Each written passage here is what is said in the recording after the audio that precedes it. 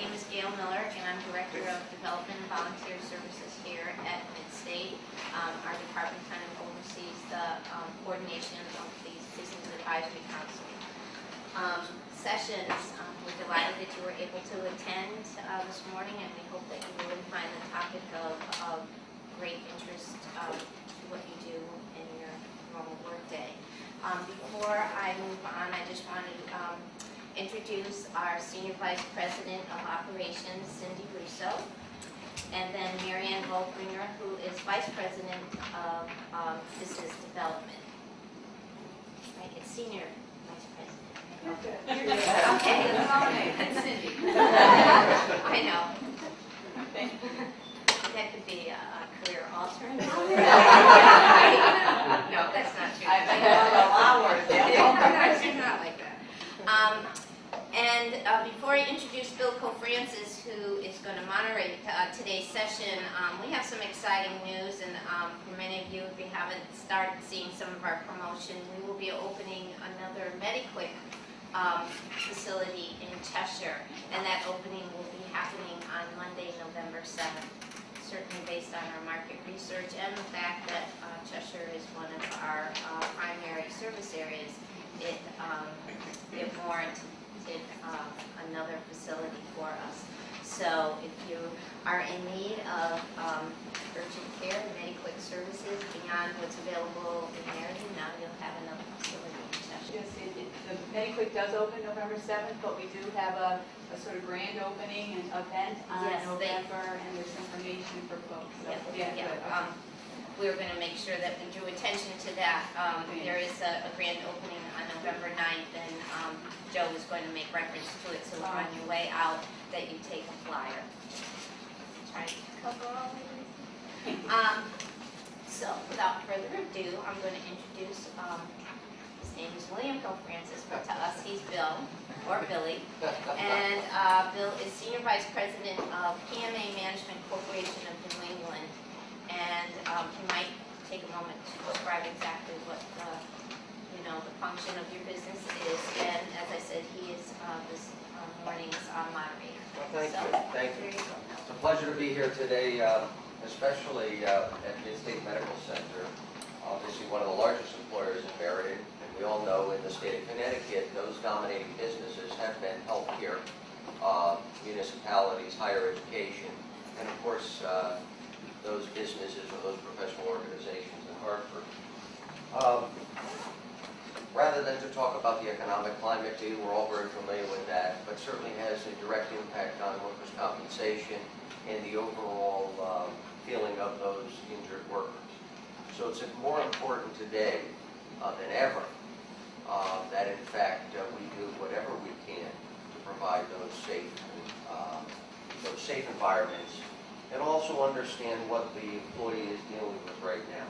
Our firm is a insurance company and a third-party administrator managing the risk for a number of higher education hospitals as well as municipalities throughout the state of Connecticut and of course New England. I'm very pleased to be here today because Midstate Medical Center happens to be one of our customers, and I think what they're doing in terms of bringing this kind of education and especially this distinguished panel to bear, is quite remarkable. It's not every day that an organization who is the provider of services and the taker, if you will, is trying to give back so much. Midstate Medical Center as an employer, and I should put this in perspective for you because it's very important to practice what you preach. They started out with an experienced mod, well over one. They put themselves, they addressed their workers' compensation problem internally here over the years, realizing that they had a number of problems and a number of issues. They also were a number of organizations merging into one, and as a result of that, not only were they spread out throughout the Meriden area, but now one of the largest employers in Meriden, if not the largest employer. So they addressed, they recognized, they understood that they had a problem internally here, and they've done a tremendous job in addressing that, well before this beautiful facility came to bear. So I'm pleased to participate today. I hope I can offer some insight as well from a claims perspective. But most importantly, we have such a great group up here. First, let me introduce His Honor, the Chairman of the Workers' Compensation Commission, Mr. John Mastropietro. I just want to introduce all you guys, but Brian Smith, attorney in the workers' compensation arena, and incidentally, and then of course Sean Gray. Let me just say this incidentally, that by having this group today, we're addressing a couple things. Obviously, by having the chairman of the Workers' Compensation Commission here, you have the ability to hear what's going on, any updates with the workers' compensation situation in the state of Connecticut. We also have legal representation, which obviously is very important, because I know as employers out there, sometimes you can be frustrated with the system, but if you don't in fact understand what's behind it, you may continue that frustration, but hopefully we'll clarify some of those things. And then one of the most important things is the provider. You know, many of you hear about physical therapy, you hear about all these other treatments. Are they going on too long? Are they too little? I think what we need to understand here that the end game, the goal, from a claims payer, from an insurance company standpoint, our goal is always to get that claimant, that employee who's been injured on the job, back to work as quickly as possible and get them back to where they were. They have families, they have obligations, they have responsibilities, and just like you and I, we could have the same problem in an organization, we can injure ourselves. So it's all of our job to understand the various aspects and all of the stakeholders in this. And if you do have any questions today, I'm hoping that we can get all those answered for you. Your Honor, I know you have a busy schedule. Is Brian going to kick it off? Okay. Brian? He's got another region. Good morning. Yes, I do. In fact, evidenced by that is that I have top billing over the chairman of the Workers' Comp Commission on this agenda. So I know where the power lies. With the last case you win. But I will take this back to the office and make several copies. I'm part of staff legal office for Zurich North America, which means I exclusively represent insureds of Zurich North America. And 100% of my practice is workers' comp defense work. So I travel the state, we cover all 8 districts in Connecticut. We attend about over 1,500 hearings per year, 3 attorneys in the office. So we're busy, we're on the road all the time. I tell people, I give them my business card, I said, if you want to know what the traffic is in Connecticut, just call one of us. We'll be able to tell you what's happening.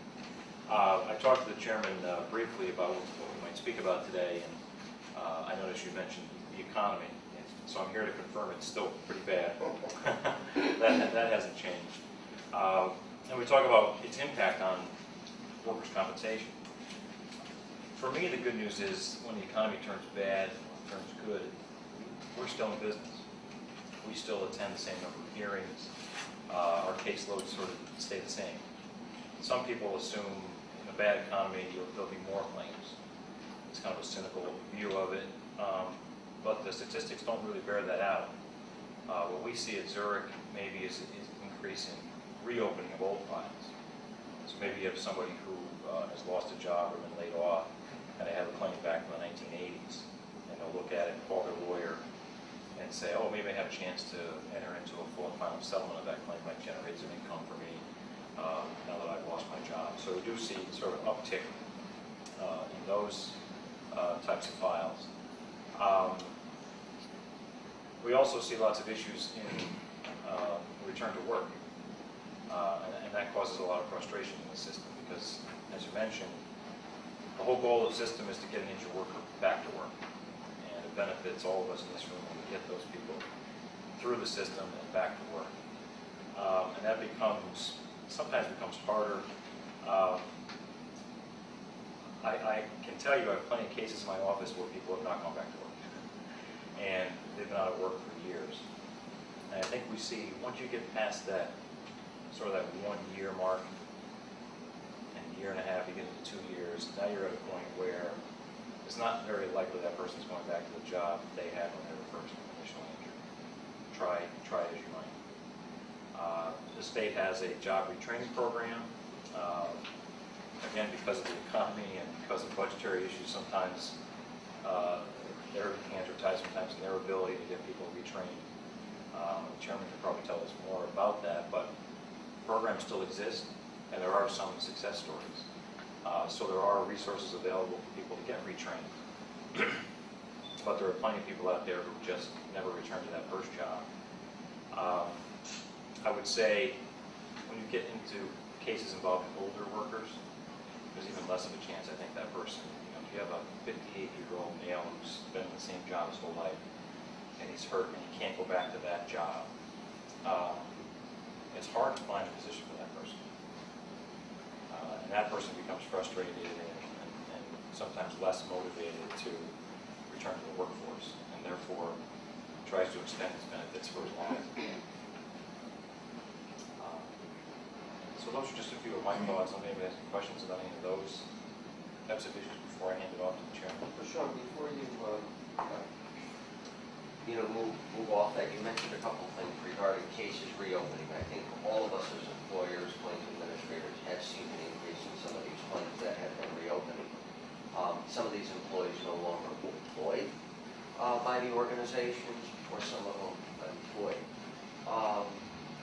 From your perspective, what should we be doing? Obviously, we have no control over any claim when the employee is no longer working for us and the case has not necessarily been full and finally settled.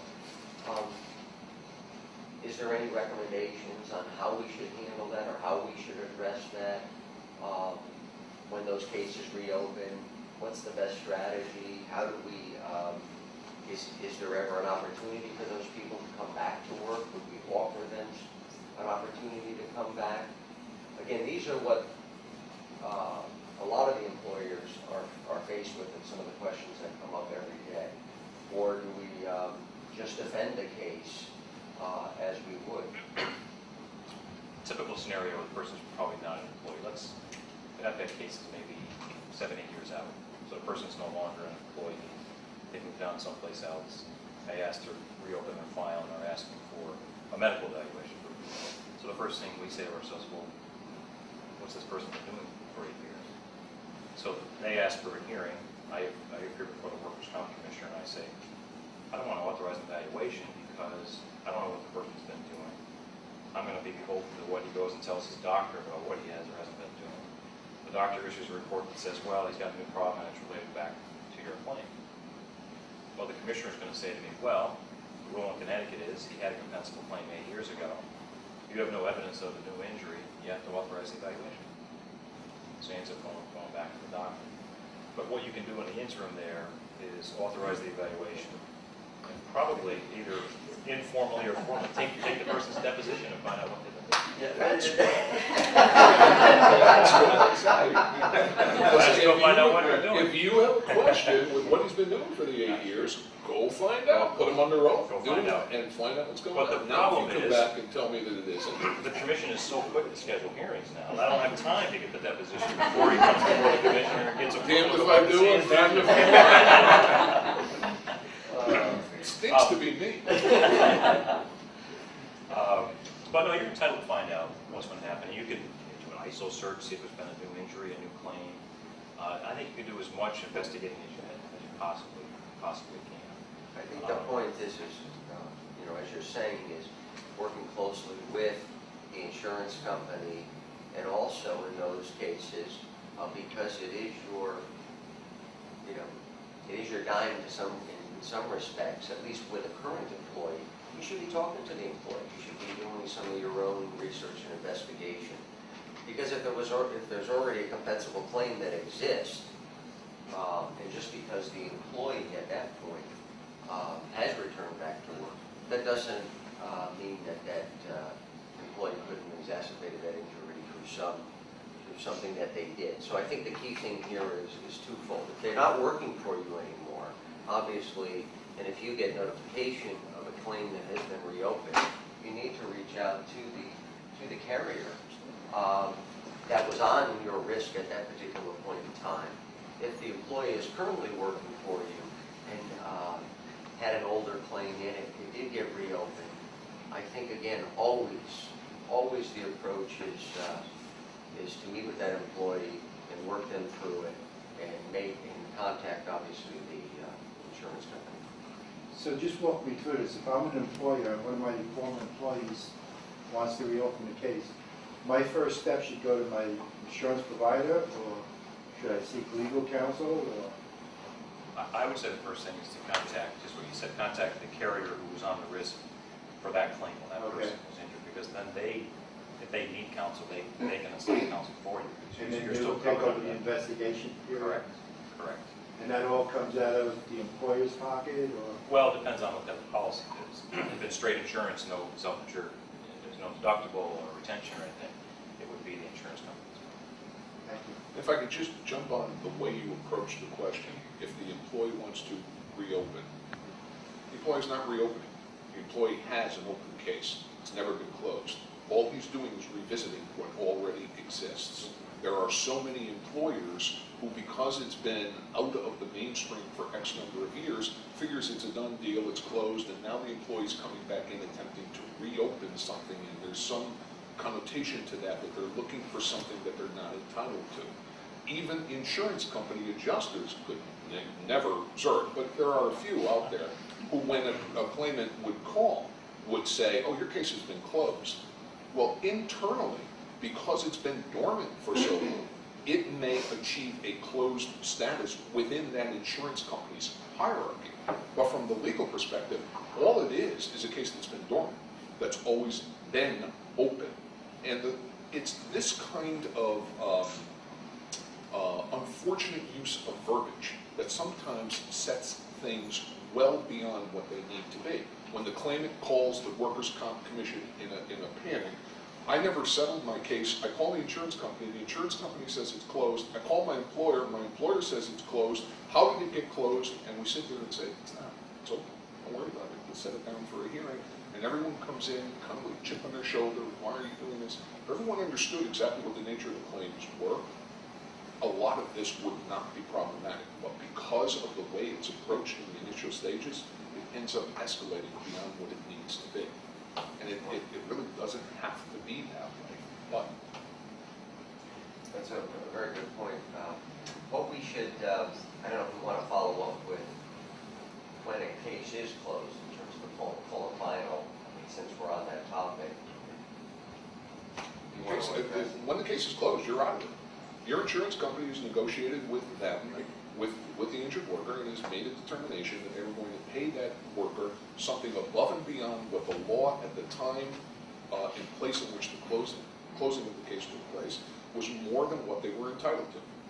They look at what future risk factors are involved, what future exposure is involved. A settlement of a case is nothing more than a business decision.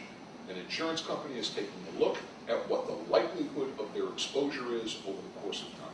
All they're saying is if this case remains open and this claimant comes back, I'm potentially exposed to fill in the blank. It's a case-by-case determination. It depends on the individual. And then what they will do is say, if my exposure is, my potential exposure, if the claimant were to hit a home run, is $50,000, then what I'm going to do is offer $25,000 to settle the case. Obviously, I'm just pulling numbers out of the air. What you're not going to be paying them, everything that potentially they could be exposed to. By the same token, you've got to give them something in order for you to relieve from any future liability. It's a business decision.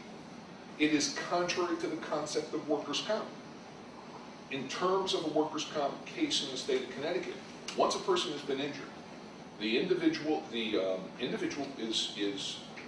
employer is responsible to that individual for the balance of their lives, so long as whatever occurs somewhere down the road can legitimately be tied to the initial injury. That's a big if. I have people who call me, who come in and have hearings and say, my back is killing me. And it's all because I got hurt when I was 22, and I'm 60. and age had nothing to do with this. My life experiences for the last 40 years had nothing to do with this. It is all because I was hurt when I worked at the packaging factory when I was 22 years old. You sit there and you go, it's maybe a little bit tough, maybe a bit of a stretch. I mean, we need to talk about this. I'm not buying your shtick. The fact of the matter remains, that's the concept behind workers' comp. We talked earlier about what you described as reopening cases, and what I say is simply a claimant coming back saying, I've got an open case, I'm going to explore whether or not there's anything else available for me. The biggest factor to determine at that point, what do you do with that case? Use common sense. How badly was the person hurt initially? And how likely is it that what he's claiming now may be related? If I stub my toe and I'm now complaining that my back hurts, I'm not exactly sure where the nexus is there. But if I had an extremely bad injury to my knee, and at the time in which I hurt my knee, I was told, you know what, you are a knee replacement waiting to happen. Might be 5 years, might be 10 years, might be 15 years, but you're a knee replacement waiting to happen. Well, if that's the history of the case, and now the guy is back saying my knee is killing me, maybe you don't need to do the deposition. Maybe you don't need, you do need to go and have a medical opinion on your own and say, yep, that prediction has come true, he now needs a total knee. You use common sense. You try to figure out what the extent and the nature of the problems were, and then you try to figure out whether it's one of two things happening. Three things happen. Whether it is truly a progression of the problem that is the legitimate responsibility of the employer, because the workers' comp system says you're responsible for everything that comes from that initial injury. Whether it is the claimant in bad economic times attempting to figure out another revenue source that may get him past the moment until times are better, or, and this never ever happens, but occasionally attorneys will recycle files to see what they can squeeze out of old files. Never happens, but I heard tell in other states that on occasion that occurs. And so those are the three reasons why you're going to see something come up. But in workers' compensation, you're responsible. And the settlement full and final that Bill talked about a couple of seconds ago is the exception to the rule. When you settle a case, nothing prohibits you from settling it full and final. But oftentimes people misunderstand what the role of the commission is in that. We, as commissioners, cannot force a settlement. I can't sit there with you and tell you, you pay this amount, and if you don't pay this amount to settle the case, this will be your penalty. Nor can I sit and tell the claimant, you will take this amount, and if you don't take it, this will be the penalty. We have no authority to force that settlement. Our role in a full and final, because it is contrary to the concept of workers' comp, is to review the settlement to determine whether or not it's fair and equitable to both parties. So if you're dealing with a claimant whose car has been repossessed, has received his foreclosure notice because he's delinquent in his mortgage and a variety of other things, and you're looking at a case that legitimately is worth $50,000, and the insurance companies come back and the largest of the insurance company has allowed a settlement figure of $5,000. You might be winning, you're the one, as the commissioner's got to sit there and say, it's not going forward. You're taking advantage of this guy. You know he's got his back to the wall, he'll take anything he can, you're taking advantage of it. On the other side, the guy who's coming in saying, I stubbed my finger, it's got to be worth at least $1 million because I haven't been able to work for 40 years. And you say, well, you know what, here's $10, thanks for stopping by. Hopefully it's enough for gas. So our role is to determine whether or not the settlement is fair and reasonable. We can prevent it from happening, we cannot order it to happen. Does that answer your question? That certainly does. But on the topic of settlements, I think we tell clients all the time, the best file is a settled file, because they don't come back to life. You've capped off your wrist, you know what it is, you paid, you closed it. They can't come back to the commission and ask for it to be reopened. And from the commission's perspective, we are fully supportive of that so long as there is stable medical. If we've got doctor's reports sitting there saying, this is what you're potentially facing in the future, we're that much more reluctant to do that. Because, depending on the age of the person, first of all, we may have Social Security and Medicare coming down on everyone because of the insufficient MSAs that have been put aside in order to handle that. And secondly, you always have the opportunity. There is no private insurance policy out there that does not say that if you have been hurt at work, your group policy does not cover you. Now, to the degree that Anthem decides to exercise that at any given time, Commission's got to be worried someday, at some point, they're going to do that. They exercise their rights to lien the files to be reimbursed from a workers' comp insurer for monies that they may have paid for medical treatment while a case is in the process of being investigated or contested, if it is ultimately determined to be accepted somewhere down the road. But in terms of the ultimate settlement, the one thing that the one overriding concern of the commissioner is when you present for settlement, how stable are you on this? If you're looking at something that says you've got this large potential problem that you're facing in the future, unlikely we're going to allow that settlement to occur. Again, because they have the obligation to make sure that this person is protected for years going forward. So they have to be very well thought out. We've kind of, it's interesting, it's an excellent conversation because we could talk about the state of affairs in workers' comp, we could talk about all these things, but I think hearing it from the chairman himself about what happened from their perspective in dealing with some of these claims is probably more beneficial than most things. I do want to just say something because as we take this from the end of the claim, so to speak, what happens in the beginning when many of you in your organizations, as you come in every single day and you see these hazards that exist, and you've been either reluctant to correct or they haven't been that big of an issue. We're in a healthcare facility right now. There's going to be today alone thousands of moves made in this organization. Patients being transferred, moved from bed to commode, moved from gurney to bed. There's going to be 100 things that are going to happen to them. And us as managers, owners, employees have to be very, very vigilant in terms of recognizing all of those inherent risks. The reason why I say that, because you just heard the chairman himself speak about how long a claim can last. You heard the attorney say that a claim can be potentially open forever. So the issue for us is preventing the claim up front is obviously the most important aspect, and we'll get into that a little later. But while we have you, Your Honor, would you give us an update? His Honor has been practicing law and been in the workers' compensation industry, obviously in the law industry for over 30 years. He was appointed to the Workers' Comp Commission in 1995.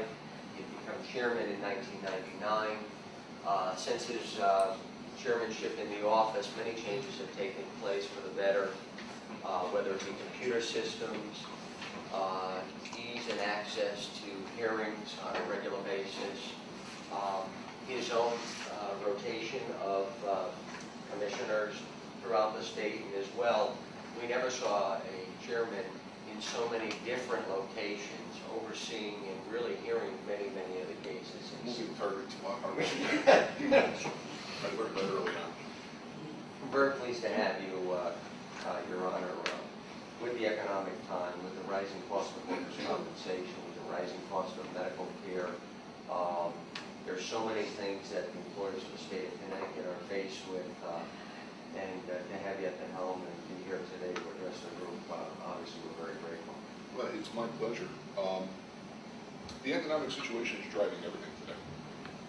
And I'd like to tell you that it's other than that, but it isn't. It's driving what the claimants are doing, it's driving what employers are doing, it's driving what the medical providers are doing, it's driving what the insurers are doing. And they're not necessarily all in the right direction. Brian earlier mentioned the fact that oftentimes during these difficult economic times, there's the expectation that there's going to be an increase in the number of claims that are filed. There generally are not an increase in the number of claims that are filed. What there is an increase in the number of hearings that are held on the files that exist, because there are significantly more contests as everyone tries to either maximize their recovery or prevent their payout, whichever the case may be, depending upon your side of the fence. But the fact is that there aren't more claims that are filed, and a lot of that is because most employees in this economic situation are fearful of filing a claim. They're looking at their coworkers having been laid off. They're looking at economic news that indicates that their employer is teetering. There may be a problem. We don't know if we're going to be able to survive. And employers are, and I'm not saying that this is I'm not saying this is a criticism, but employers continually portray the evils of the economy and how bad things are. Well, one of the recipients that's hearing that are the people who are working for you. If you think that's not having an effect on causing fear on their part as to whether or not their job is going to be there tomorrow, then you're living in some state that I'd love to join you, because it doesn't exist any longer. So those people are afraid to file a claim. And for that reason, you see the number of claims drop. However, the interesting part is that when they do get laid off, well, there's no reason for them not to file a claim then, and they do, and then the first thing the employer does is, I never heard anything from you from the time you said it happened until you got the pink slip. Whoa, lo and behold, you get the pink slip. Well, it doesn't take a genius to figure out that wasn't a move to try to subvert the system. It was a guy who was trying to hold on to his job, and when it didn't happen, he said, well, what the hell do I've got to lose? I might as well file a claim. Now the employer is contesting it and goes to Brian and says to Brian, this guy, he was fine right up until the end. Yeah, I saw him limping a little, but hey, everybody limps a little, no problem. But, and then we start the process, and we end up with the fight, and we end up with several hearings that need to take place in order to get to the, just get right back to base zero. I tell claimants, go ahead, file your claim. Understand the nature of what is transpiring, because once that claim is filed, whenever it is, even if it is filed early on in file time, first thing employers are doing is looking at their experience, they're looking at their costs, they're looking at what it is that their bottom line is suffering each and every month, and they're saying to their employee, but to their insurer, go ahead, you take care of it, which is probably the worst thing they can hear and the worst thing you can do as an employer. If you are an employer and you treat workers' compensation the way you treat your automobile policy, I had a fender bender, I called a 1-800 Geico number, the little whatchamacallit, he answers the phone and says, don't worry, I'll take care of it. Gecko, is that what Gecko, it is? yeah. Little Gecko says, don't worry about it, I'll take care of it for you. And that's it, you've washed your hands of it and you don't hear anything else about it. You treat your workers' compensation policy the same way, and you are going to end up increasing your costs. Because what you've done is not become a partner with your insurer to do what is right. And what is right could be making the payments that this person legitimately should receive, or it could be arguing that this claimant does not deserve these payments. Either way is an appropriate response if there is justification for it. Leaving him out there to kind of determine that information by himself causes the process to be elongated, because if you're not cooperating with him and giving him the information he needs, that means he's got to find it through other sources. It's going to take him longer to do that. His ability to be able to respond to me when he's sitting in front of me and I'm saying, well, Brian, what happened that day? And I say, well, I'm having a little trouble getting that information from my employer. And I'm saying, well, that's kind of your problem on your side of the table, so that kind of a situation causes your costs to go up. If you contest it when you shouldn't be contesting it, because there's no reason to contest it. I had one 2 weeks ago. The guy fell in front of 10 co-employees. Clearly, he was where he was supposed to be, doing what he was supposed to be at the time he was supposed to be doing it. And the employer submitted a denial. Okay? Based on what? And then you have the person come in and says, well, I'm not sure that that was the response. I said, well, I've taken a look at the law books. I'm not quite sure that kind of rises to the level where you've met your burden. You might want to think about it again. It was, if you think you're just going to submit it and it's going to go away, if you think you're going to ignore it and it's going to go away, it isn't. What you're doing is prolonging the situation. This person is going to end up on indemnity for a period of time unnecessarily. That complicates everything. Because if he hasn't gotten to the doctor and he hasn't started the physical therapy that he needs, that's just going to prolong. If he needed 6 visits of physical therapy, but he doesn't get to see the doctor for 90 days, now he's going to need 18 visits of physical therapy to make up for the time that he's been sitting watching Oprah instead of doing what it is that he was supposed to do. And while he was watching Oprah, you were paying him to do that. Not a bad shtick. Why do you want to put yourself in that kind of a situation? So the economy is driving the degree of contest, where contest does not need to happen. And it does, however, cause you or an employer to be looked at suspiciously if everything that comes through you contest. When you have the legitimate contest, everybody's sitting around saying, oh yeah, we know them, they contest everything. You build up a reputation. You need to watch how you do that also. The insurance company is attempting to protect its bottom line. You look at what is happening right now, and I know the setting we're in, so the lightning is probably going to start in a second or so. But if you look at the increased costs associated with workers' compensation, this much of the increase is associated with indemnity, and this much of the increase is associated with medical. That's just the way it is. All of a sudden, there have been an explosion of the number of office visits that the average person needs to see the doctor. Now, there may be an argument made that if, when layoffs occur, the last one that was the first one gone, so the younger person is usually the one who leaves, so the one who's left to get hurt is the older person. You know, as Bill described all of my history, which is another way of saying how old I am, and I appreciate that deeply. See if you win another case.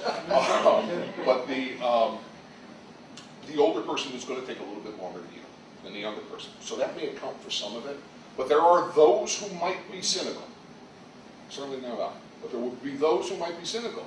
And maybe looking at some of the doctors out there, the providers out there, who are being pinched because of the decrease in their reimbursement in just about every other arena, and seeing a way to make their bottom line appreciate as a result of workers' comp, where we've kept our fees static.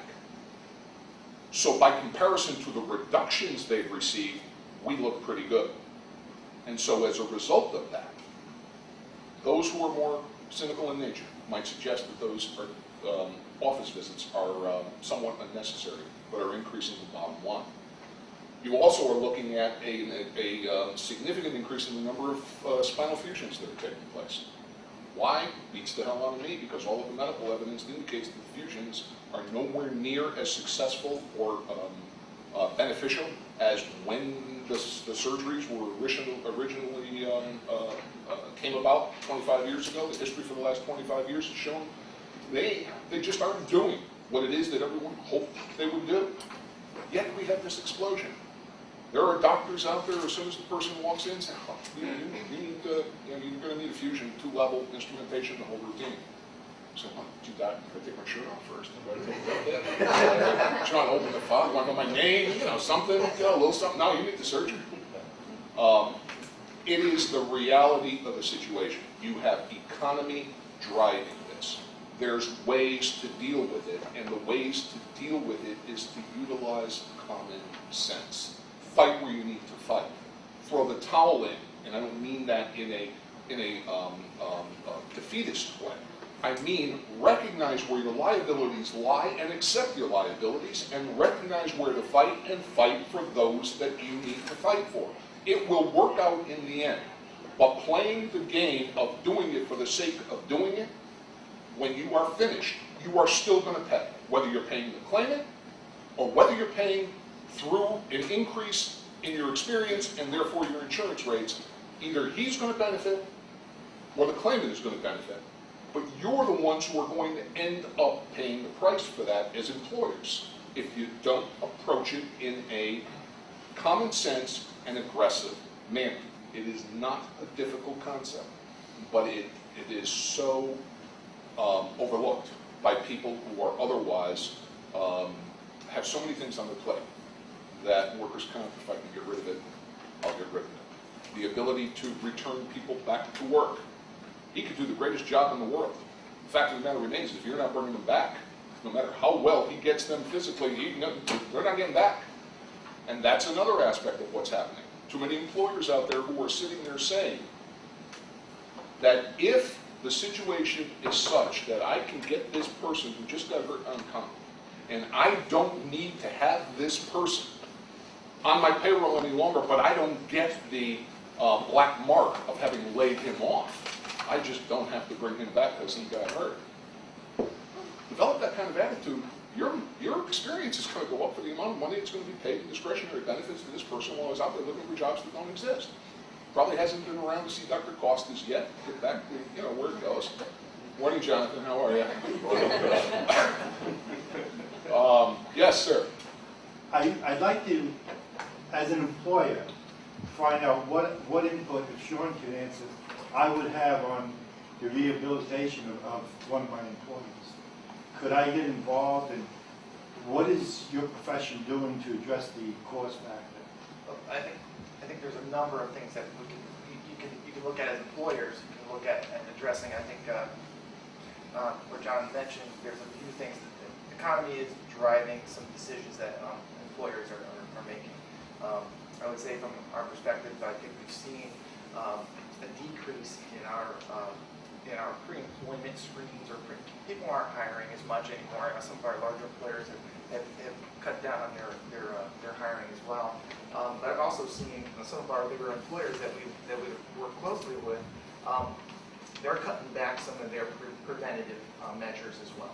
So some of the preventative measures, maybe ergonomics, maybe a team having specialists on site that will look at workstations or lifting or kind of the higher risk jobs that they might have.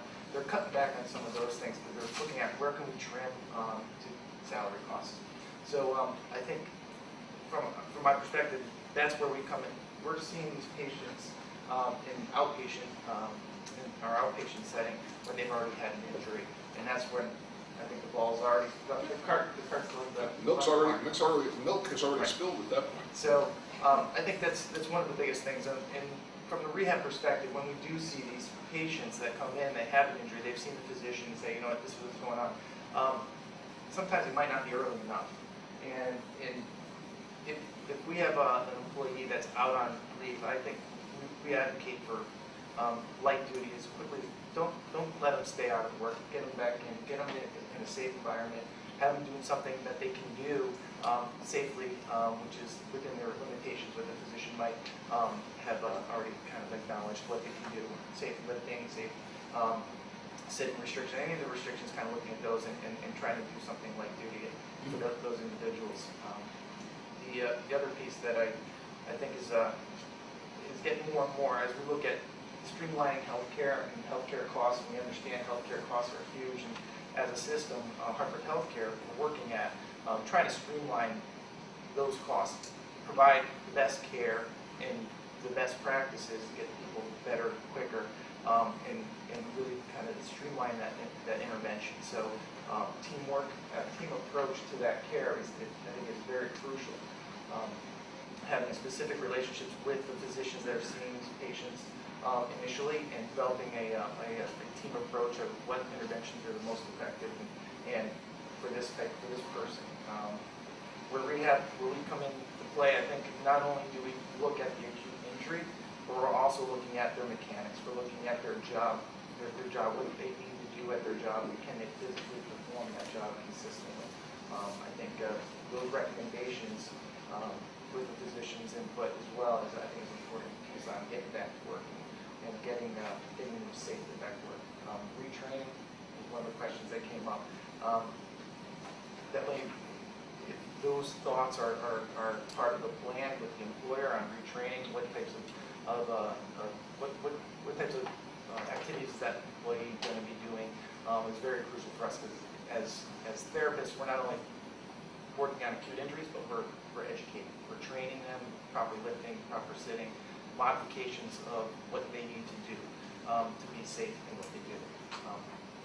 We recognize as well that somebody that comes in that's 58 years old, that comes in and has a back injury from doing their job, we understand that a back injury isn't just it can be a sudden event, but also there's cumulative factors over the years, and we take all that into consideration. But when they leave our clinic or our care, they need to understand things that are going to continue to make that worse or continue to make that better.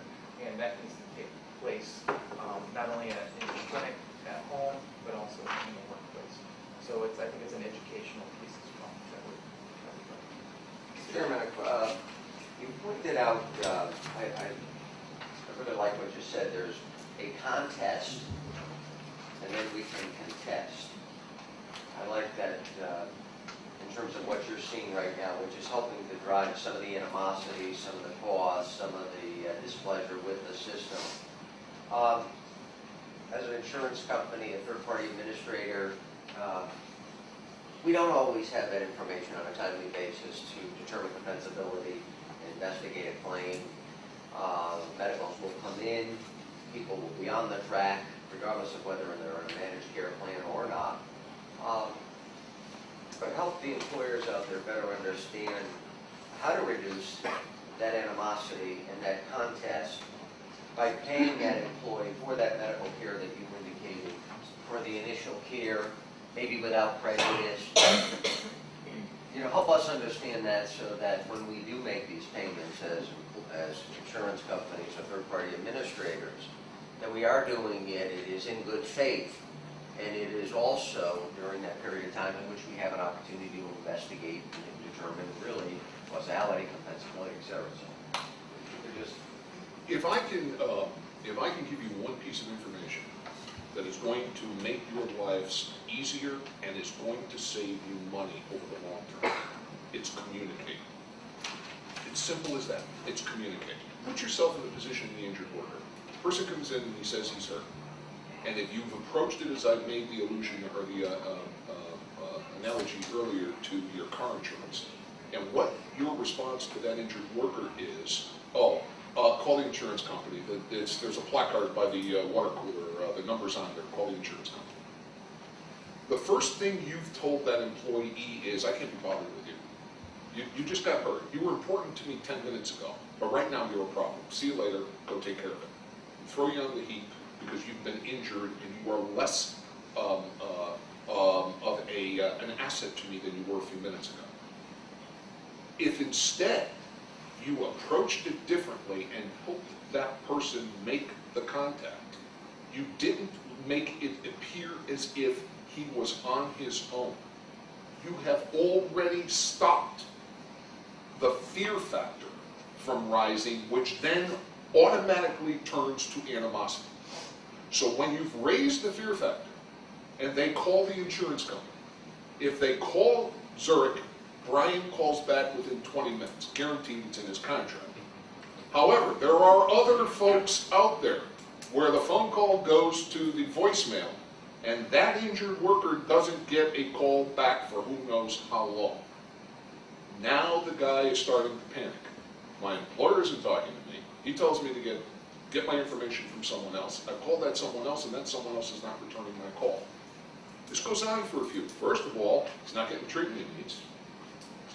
He's not even being analyzed to determine what treatment he needs, let alone whether or not he needs it and if he's getting it. He's not getting any income. It goes on for 2 or 3 weeks. You're on his back about, well, are you coming back? And he's on his back saying, well, I haven't heard. You haven't picked up the phone and called the adjuster and said, what am I paying premiums for? Why is this guy sitting home and you're not doing anything? Instead, you've taken the automobile approach. I've done my part. I sent in the first report of injury. It's their problem. They'll take care of it from there. Now the guy starts to panic. What's he do? He goes and hires an attorney. Why? Because he doesn't know what else to do. So what's the employer do? As soon as the attorney gets in, everything gets complicated. Well, you could have prevented it to start with if you had given him the access that he needed in order to get his questions answered.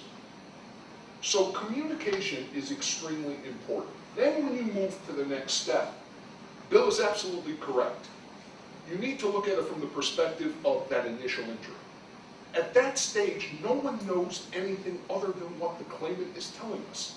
Even if it's been witnessed, we don't know the extent of the problem that the person has experienced. You're not qualified to make that determination. I'm not qualified to make that determination. A doctor needs to make that determination. And so going and allowing that to occur in the first instance, at the very least, to get a picture of what we're facing, is only helping you, because if you wait 6 weeks to get in front of me, I'm only going to order it anyway. Because what else can we do until we get a picture of whether or not a problem even exists? So it's going to happen. Why pay them 6 weeks of indemnity until you get in for me to say, yep, go ahead and do it? Yet there will be adjusters, because their employers are on their case, who will do just that. Why? Because you've taken the attitude that you want to fight everything. That adjuster will adopt that attitude, and then they will end up getting ordered by me, but will have the comfort of coming back to you and saying, it wasn't me, it was that SOP commissioner. He's the one who made me do it. Well, with that, the longer you wait, and studies have shown that the longer you wait to get that intervention that that employee needs, the more cost could be associated with that. Because if their habits if they have poor habits, and they're going to continue those habits while they're out. And if they don't have the care that they need to stop some bad habits or to progress an injury to make it worse, then there's some other complications that can happen from that. So your medical costs could go up on that. So. And the mindset, not the physical, but just the mental part of it too. Because he's sitting there saying, well, if that's the way my employer treated me, I'll show him. I'll sit home and watch over for another couple of weeks. It's that kind of a situation. Tit for tat. I'll do this. People don't understand. They talk about having problems with the workers' compensation system. I hear this all the time. And they don't understand what the role of the Compensation Commission is, as opposed to the system as a whole. We get phone calls all the time from legislators, God help us, saying, how come my constituent hasn't received their check? I say, I don't know. Next time I write out a check, it'll be the first one. And we don't do that. I don't have no clue. I don't know why that is the case. So you say, why don't you call Brian? He'll run it through the system and find out why, maybe something fell off the radar, maybe the guy doesn't deserve a check. I don't know, but I haven't a clue. Well, why don't you know that? It's your responsibility. No, it's not my responsibility. Then I go and pull it up on the computer and I say, what is it now? John Smith, your brother.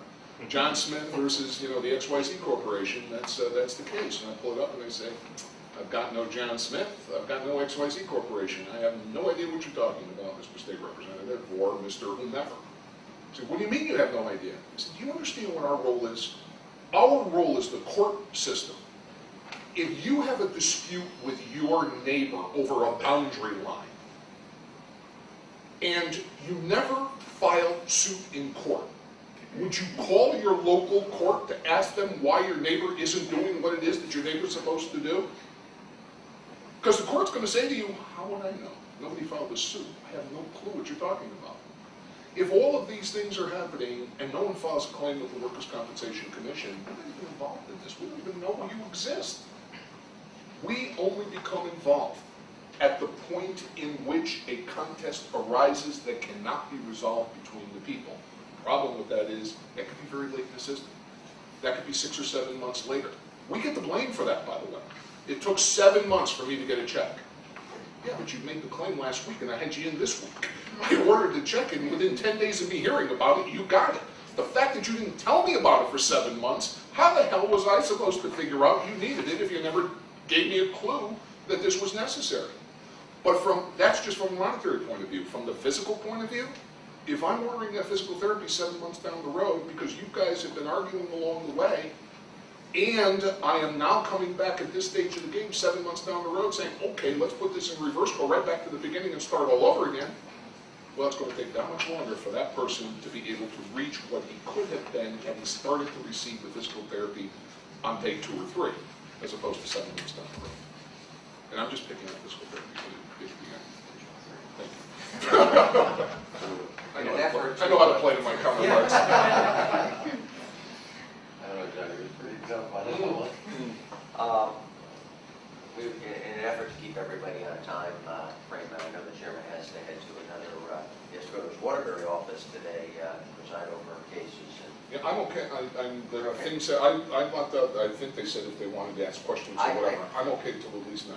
Okay, great, because we do have some questions that people have given me. I have a few for you, but why don't we open that up? Joe, I think it's a good time if anybody has any questions for any of the panelists. Okay, thanks for stopping by. So I'm going to ask some of the ones that people have asked me to ask for you. With the budget cuts in the state of Connecticut taking place and have taken place, what kind of impact has that had on your on your commission? And do you now have any additional responsibilities that your department is responsible for?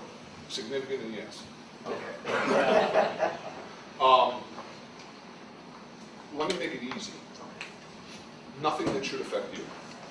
We have experienced significant financial downsizing and significant reduction in the number of our personnel. We have not been given permission to rehire individuals. So we are at a critical stage. But what that has done for me is to have to cause the priorities to be addressed by virtue of need. Our first and foremost, for the whole diatribe I just went through about at the point in which we get to know what's happening, we're an adjudicative agency. That's our job. We provide the forum for people to resolve their disputes. So what that means is many other areas in the workers' compensation system that I am responsible for, I have dragged resources from there to put them to the adjudicative function.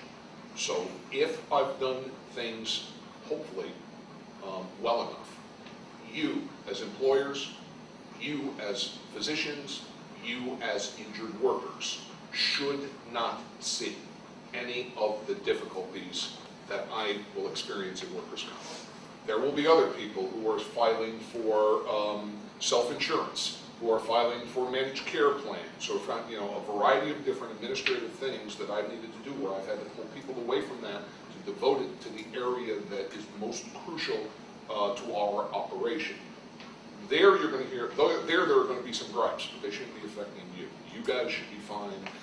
My problems are with other folks not in this room. Thank you. Okay.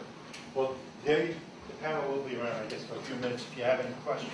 I want to thank you. I think you guys did a great job. I really appreciate you coming out. I do want to mention on the back table, there's some notices. One is a showcase of showcase of work that's being done around the hospital. It's October 27th. Please take a notice. If you can join us, that would be great. The MediQuick is opening. There's going to be an open house November 4th. Again, the notice is in the back. Please take it. Both of these events are November 9th. I'm looking at the 9th and I said the 4th. Okay. Anyway, moving right along. And that's, of course, in Cheshire. All right? There you go. Okay, good. And there's other notices back there, so please help yourself. Thank you for coming out. If you have any questions, we'll be here and appreciate it. We'll see you in the spring. Thank you.